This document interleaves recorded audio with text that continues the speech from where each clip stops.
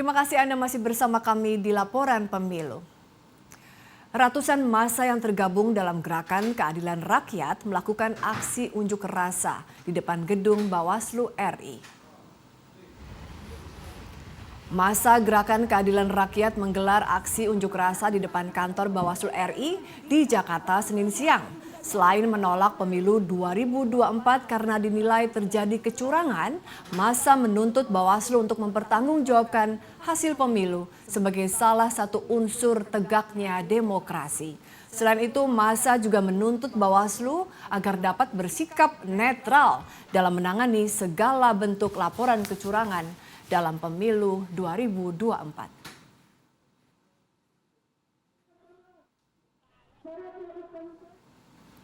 Sementara Presiden Joko Widodo meminta agar pihak-pihak tertentu tidak hanya mengeluhkan soal pelaksanaan pemilihan umum yang disebut banyak kecurangan. Jokowi minta jika ada bukti bahwa pelaksanaan pemilu curang langsung dibawa ke Bawaslu RI dan Mahkamah Konstitusi. Mengenai kecurangan, caleg itu ada saksi di TPS, partai ada saksi di TPS. Capres, cawapres, kandidat ada saksi di TPS. Di TPS ada Bawaslu. Aparat juga ada di sana. Terbuka untuk diambil gambarnya. Saya kira pengawasan yang berlapis-lapis seperti ini akan menghilangkan adanya kecurangan. Tapi kalau memang ada betul, ada mekanisme untuk ke Bawaslu, mekanisme nanti persidangan di MK, saya kira sudah diatur semuanya kok. Jadi janganlah teriak-teriak curang. Ada bukti langsung bawa ke Bawaslu, ada bukti bawa ke MK. Ya. Isu kecurangan pemilu 2024 tengah menjadi perbincangan publik dan terus diserukan sejumlah pihak. Salah satunya terjadi perbedaan data suara antara di formulir C1 dengan aplikasi Sirekap milik KPU. Namun, kita ketahui dalam setiap pemilu, isu kecurangan hampir selalu digaungkan oleh pihak yang kalah. Nah, bagaimana TKN menyikapi isu kecurangan pemilu tersebut? Telah terhubung secara virtual Wakil Ketua Tim Kampanye Nasional Prabowo Gibran, Mas Juri Ardiantoro. Mas Juri, selamat sore Mas Juri. Selamat sore Mbak, apa kabar Mas Juri? Ya, Mas Juri, sampai hari ini ya Mas, aksi itu tadi juga ada aksi demo hari ini, intinya sih bahwa dianggap pemilu curang Mas. Lalu mendesak pemerintah untuk menggelar pemilu ulang gitu, pilpres ulang. Nah, dari TKN Mas Juri menyikapi ini seperti apa Mas? Baik, makasih. Jadi ya sesuatu yang wajar saja sebetulnya bagi pihak-pihak yang merasa ada kecurangan atau ada dugaan kelalaian dalam penyelenggaraan, itu menyampaikan aspirasi, pengaduan dan sebagainya, bahkan sampai protes. Tetapi memang perlu diingat bahwa seluruh dugaan yang disampaikan kepada publik atau kepada penyelenggara pemilu atau kepada pengawas pemilu itu seyogianya harus betul-betul didasarkan pada fakta-fakta yang memang secara hukum bisa dibuktikan. Sepanjang masih dalam bentuk asumsi, dalam bentuk dugaan, maka ini sulit dipertanggungjawabkan dan secara publik ini membuat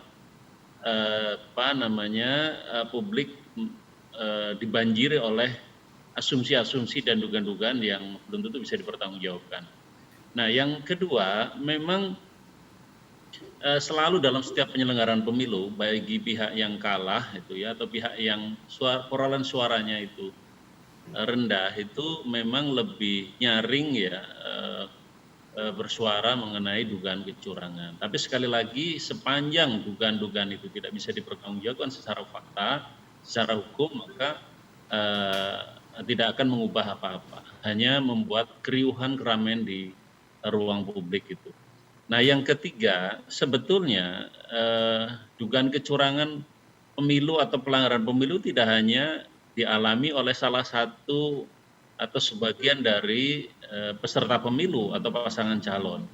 Bahkan 02 saja yang dianggap sering diberitakan diuntungkan dalam penyelenggaraan ini juga menerima dan memiliki banyak sekali fakta-fakta atau dugaan-dugaan pelanggaran yang merugikan 02. Jadi sebetulnya sama saja seluruh peserta pemilu itu merasa mengalami kerugian-kerugian dalam setiap penyelenggaraan pemilu. Artinya apa? Artinya bahwa semua atau seluruh peserta pemilu ingin pemilu ini jujur, ingin pemilu ini bersih, seluruh pemilu ini penyelenggaraannya bermartabat. Jadi tidak ada yang ingin pemilu ini tercederai. Demikian juga pasangan 02 ya Pak Prabowo dan Mas Gibran juga menginginkan pemilu itu betul-betul diselenggarakan secara luber dan jurdil gitu.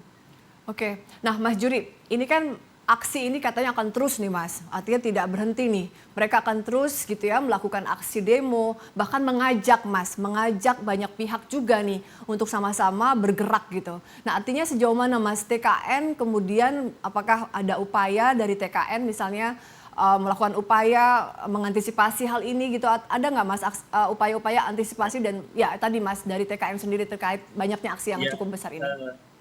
Dalam negara demokrasi kita tidak bisa menghalangi atau menolak atau mengabaikan siapa saja yang ingin menyampaikan pandangan pendapat di muka umum atau melakukan protes terbuka seperti demonstrasi dan sebagainya. Tetapi sebagai negara yang sudah berkali-kali menyelenggarakan pemilu dan sebagai negara yang punya lengkap perangkat aturan penyelenggaraan pemilu, kita semua sudah tahu bagaimana mekanisme penyelesaian masalah-masalah dalam pemilu, entah itu dugaan kecurangan yang sifatnya administratif, dugaan kecurangan yang sifatnya pidana, atau kecurangan yang bersifat etis. Nah, seluruh dugaan itu ada mekanisme penyelesaiannya. Ada lembaga-lembaga yang punya kewenangan untuk menerima pengaduan dan menyelesaikan pengaduan itu. Jadi mari kita siapa saja pihak-pihak yang tidak puas terhadap hasil pemilu, terhadap proses penyelenggaraan pemilu, mari kita selesaikan melalui mekanisme yang ada. Dan yang kedua, mari kita bawa data kita masing-masing untuk memastikan bahwa tudingan-tudingan itu benar adanya. Jangan sekedar membangun narasi, membangun cerita, membangun karangan, seolah-olah pemilu ini begitu banyak kecurangan, padahal itu hanya semacam drama-drama, semacam cerita-cerita yang belum tentu ada kebenarannya. Baik. Misalnya yang sekarang sedang ramai sekali mengenai perbedaan data antara formulir C hasil pemilu yang memuat perolehan suara masing-masing calon dan hasil pemilu yang dimuat dalam sistem aplikasinya milik KPU Sirekap, itu ada banyak perbedaan. Bukan lantas kemudian itu ada pelanggaran, ada penggelembungan, ada pengurangan dan sebagainya. Yang pasti bahwa sistem yang dimiliki oleh KPU itu dalam beberapa kasus memang bermasalah dan menimbulkan banyak pertanyaan dan banyak dugaan. Ada yang diperbanyak, ada yang sedikit, dan itu bukan mengenai salah satu calon saja. Yang kedua, ada banyak teknik cara orang untuk menjebak kita dalam situasi yang penuh drama. Misalnya, ada orang yang sengaja bikin angka-angka, bikin video, bikin berita yang seolah-olah ada kecurangan. Kalau kita cek satu persatu, banyak sekali yang disebut dengan dugaan kecurangan itu adalah hanya karangan, hanya cerita, dan hanya situasi yang sebetulnya tidak seperti itu. Jadi, mari kita cek dan adu data supaya kita tidak saling curiga, tidak saling fitnah, bahkan membuat masyarakat saling curiga dan tidak menyelesaikan masalah secara cepat. Baik. Nah, Mas Juri, Sirekap ini kan memang sampai sekarang kontroversi. Tadi Mas Juri juga bisa menilai itu ya. Nah, tapi kemudian Mas Juri misalnya karena Sirekap ini rawan sekali gitu ya saya juga pernah juga coba gitu Mas ya, bagaimana begitu mudah sebetulnya sistemnya itu tadi ada video-video akhirnya membuat video-video semacam kecurangan gitu ya yang bisa dimanipulasi.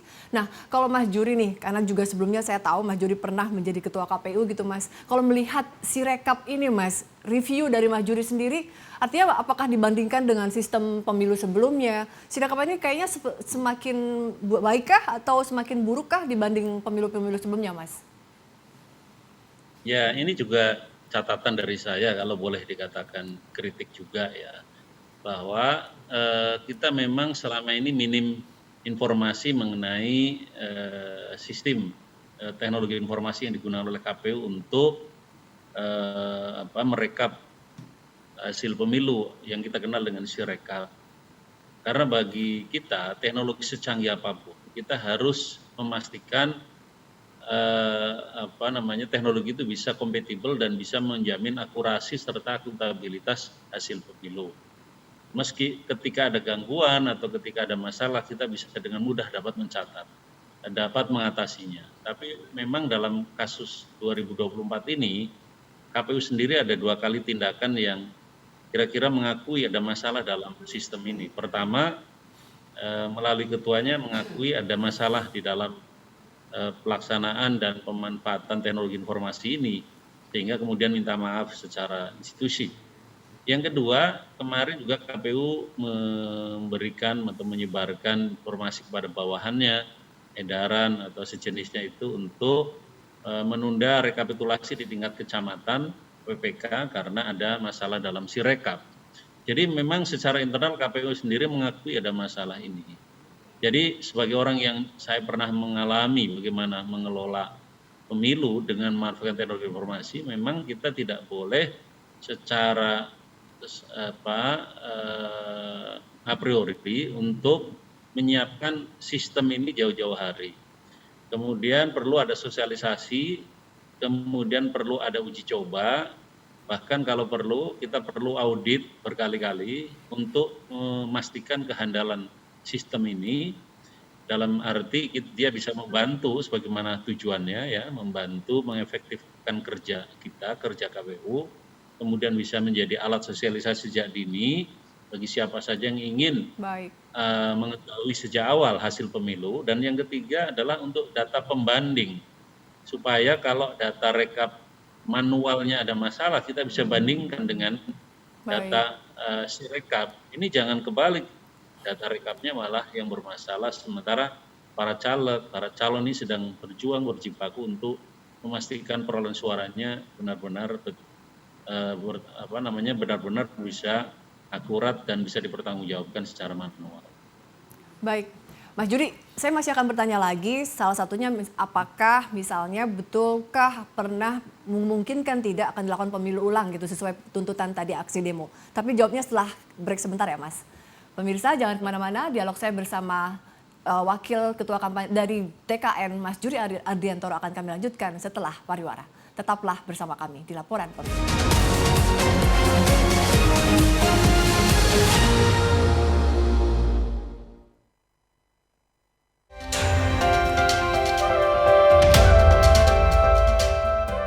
Yang pertama dan paling hangat, informasi yang menemani Anda memulai ragam aktivitas.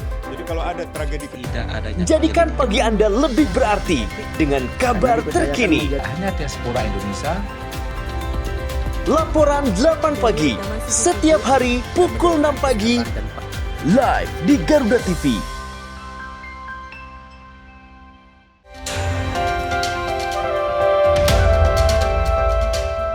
Jangan lewatkan jam rehat Anda dengan perkembangan informasi paling aktual.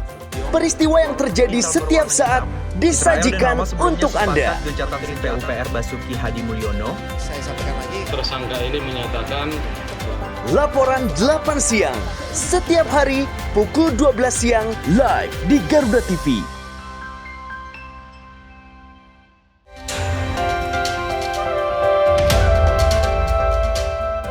Beragam peristiwa mewarnai malam hari Anda dengan berbagai fakta penting sepanjang hari. Membahas berbagai fakta yang menjadi sorotan diulas secara mendalam. Penerjunan di Tidore sangat ini tentu ada nanti tidak Laporan 8 malam, setiap hari pukul 11 malam live di Garuda TV.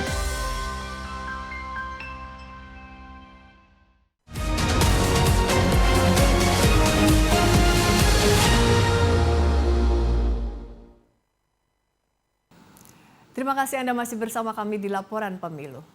Dialog saya bersama Juri Ardiantoro dari Wakil Ketua Tim Kampanye Nasional Prabowo Gibran. Saya lanjutkan kembali. Mas Juri, masih mendengar saya, Mas? Oke. Nah, Mas Juri, iya, aksi tadi terkait aksi ini, Mas. Lalu misalnya tadi ada mekanisme hukum gitu ya. Setelah nanti misalnya KPU menetapkan 20 Maret, lalu silahkan misalnya ada gugatan 3 hari, lalu nanti dalam 2 minggu Mahkamah Konstitusi gitu ya, akan memutus gitu ya. Kalau misalnya ada perkara kecurangan yang dilaporkan. Nah, Mas, pernah karena Mas Juri sekarang di tim kampanye nasional Prabowo Gibran, tapi juga pernah gitu ya menjabat di KPU, Mas. Kalau seperti ini, Mas, dimungkinkan tidak sih kalau misalnya ternyata yang digugat adalah pembatalan gitu, Mas, penetapan Prabowo Gibran sebagai calon presiden dan wakil presiden. Apakah itu dimungkinkan, Mas, misalnya terjadi pemilu ulang gitu? Saya menduga ya, bagi pihak-pihak yang ingin menggugat hasil pemilu itu atau menggugat pemilu itu bukan menggugat hasilnya. Karena kalau menggugat hasil, maka akan sulit sekali karena perolehan suara itu selisihnya besar sekali ya. Kalau lihat data sementara quick count ya, atau data yang sudah dirilis melalui website KPU, itu memang jauh sekali jarak antara perolehan suara calon 01 dan 03 dibandingkan dengan perolehan suara Pak Prabowo Mas Gibran 02, itu jauh sekali. Jadi kalau untuk menggugat hasil pemilu, mereka akan mengumpulkan misalnya bukti-bukti bukan kecurangan dan kemudian mengubah perolehan suara dengan jarak sebanyak itu kelihatannya sulit sekali. Oleh karena itu saya menduga mereka akan menggugat hasil pemilu bukan pada hasilnya. Menggugat pemilu itu bukan hasilnya, tetapi mereka terus-menerus akan memproduksi narasi, terus-menerus akan mengkapitalisasi dugaan-dugaan kecurangan. Nah, dugaan-dugaan kecurangan itulah mereka akan kumpulkan dan kemudian mereka akan susun sebagai sebuah alat bukti untuk mengatakan pemilu ini terjadi kecurangan secara terstruktur, sistematis, dan masif atau TSM. Karena dengan itulah mereka bisa membatalkan hasil pemilu atau bisa mengulang pelaksanaan pemilu atau bisa membatalkan hasil pemilu. Nah, dengan cara itu, tetapi kami optimis saja atau yakin bahwa usaha mereka untuk melakukan itu ya akan sia-sia saja, tidak akan sampai kepada kesimpulan TSM, karena ya kita akan buktikan, TKN juga akan membuktikan bahwa apa yang mereka sampaikan itu tidak benar dan kami juga punya data-data untuk mengcounter apa yang mereka akan sampaikan kalau mereka misalnya akan menggugat ke Mahkamah Konstitusi. Jadi sebetulnya ini adalah prakondisi saja mereka untuk membangun narasi publik, untuk membangun persepsi publik sambil mereka berusaha keras mengumpulkan dugaan pelanggaran dan mereka sampai pada kesimpulan untuk menggugat pemilu ini sebagai pemilu yang penuh kecurangan dan terjadi kecurangan secara terstruktur, sistematis dan masif atau TSM. Baik, artinya Mas Juri, ini tadi Mas Juri menyatakan bahwa ini semacam narasi gitu yang terus gitu ya sampai kemudian sampai sebuah ya kesimpulan atau misalnya anggapan sebagian besar gitu ya bangsa Indonesia bahwa presiden yang sekarang misalnya yang menang adalah Prabowo Gibran itu adalah hasil kecurangan. Seperti itu maksudnya Mas Juri ya? Ada memang sengaja ke sana? Ya, iya betul. Ini kan satu skenario yang sudah bisa dengan mudah dapat dibaca ya. Baik. Dari pernyataan-pernyataannya, dari informasi-informasi yang kami miliki dari mereka, itu nyata betul mereka sedang membangun atau sudah membuat template sebetulnya sudah lama, template yang kemudian akan diisi dengan informasi, dengan data yang mereka akan buat dan dalam